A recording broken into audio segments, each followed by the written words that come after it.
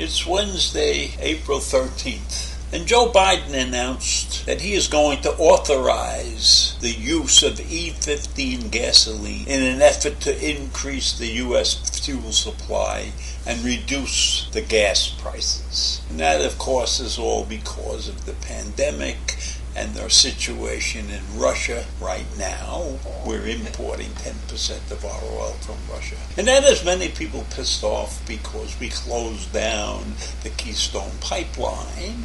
And the reason that E-15 is banned during the summertime is because E-15 typically very strong air pollution. So that's it's because of the Clean Air Act that E-15 is banned in the summertime. It's a more potent form of gasoline, more potent than the E10 that is regularly used in all gasoline. So I don't think there's anything wrong with that decision, because we have to cut down price and make it more gas available to the people that need it. So I don't know if it's going to affect the way your car runs or anything like that. So according to the AAA and their auto engineers, they say that using E-15 in new and older cars could cause damage to the fuel system, speed up engine wear, and cause the check engine light to illuminate. That's as of 2016 they put that thing out. So I don't know if that's going to happen to your car. And if you want to use E-15, go ahead and do it. I think, if you want to save the money, that's what you have to do. The lifting of this ban will probably take place around June 1st. And President Biden has added this slogan to the inflated gasoline prices that we're paying. He has called it the Putin price hike. So he's taking advantage of the situation in Ukraine, even though I know and all of us realize that the reason the price is high is because the oil companies have refused to produce more oil, because in order to produce more oil, they will have to put people to work, open up wells, and then when the price goes down, they're screwed because they spent a lot of money opening up the wells and the rigs, the oil rigs and everything. In this country, we once had 24 or 2,600 oil rigs working, and now we're down to about 600. And a lot of them are run by small businesses. So you're expecting a guy to go out and put his oil rig into production when the price is relatively high. That's wonderful. But we all know that the price is not going to stay this high. So why should I invest in it? So it's a subterfuge of some kind to blame it all on Russia. Of course, they are a huge contributor to the problems, but it's not all their fault. Oil companies have to make money, and they have to give that money to their investors, and that's part of the problem. So you can't blame just one individual or one country for this situation, and recognize the fact that when you are the boss, you have to make tough decisions. And in many cases, you will get at least 10% of the people disagreeing with the decision you made. In this particular case, Joe has about 60% of the people against him.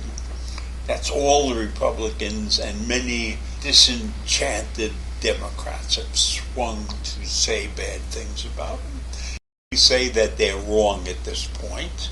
Job, and nothing is going right now. But if we look at this decision, it provides a greater choice and even some savings.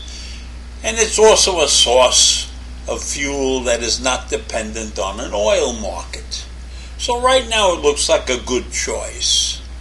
And right now also you got a volatile situation, and that's mainly because of Putin's action in the Ukraine. So we're digging around for everything we can possibly do to reduce the prices for the United States people so we can all continue our lives in a somewhat normal fashion.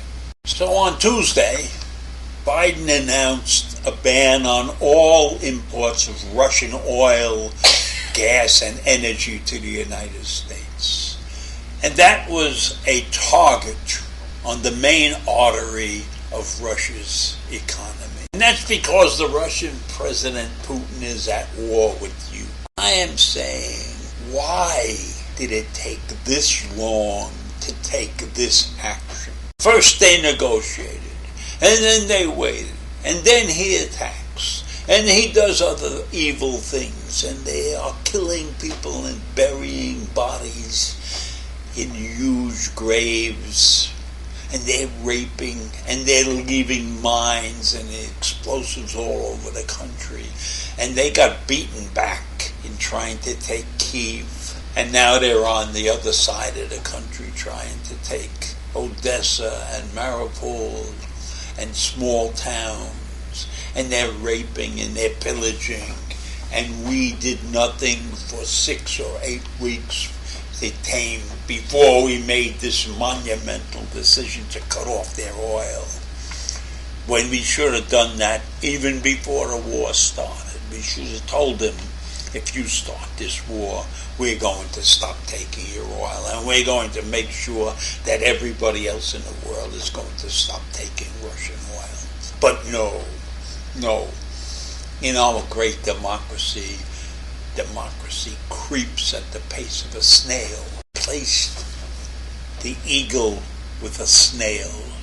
I'll show you a picture of my symbol for America. The end of this reason, because there's no reason for us to wait this long. Hear all the excuses about why we didn't put a ban on Russian oil on day one. Why were we even dealing with this guy for many, many years? We had a Cold War. It was over. But the minute he decided to make himself president for life, we should have taken some actions against his economy. We didn't do that. We just muddled along and hoped for the best. And that's not the way it is. So we're going to get rid of 10% of the oil that we gather from Russia. Maybe we'll get back to oil independence at some. But it's not going to happen that quickly, because the people in the oil industry watch their pennies. And they're going to make sure that they're not going to invest in anything that's going to cause them to lose money.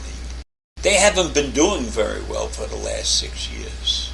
This situation right now is a boon for them, and they're taking advantage. And we have to recognize that, and there's nothing wrong with that necessarily. Can't expect them to volunteer to take care of the world's problems by giving up the money after they suffered for 6 years of... So I leave you with that, and I'll see you.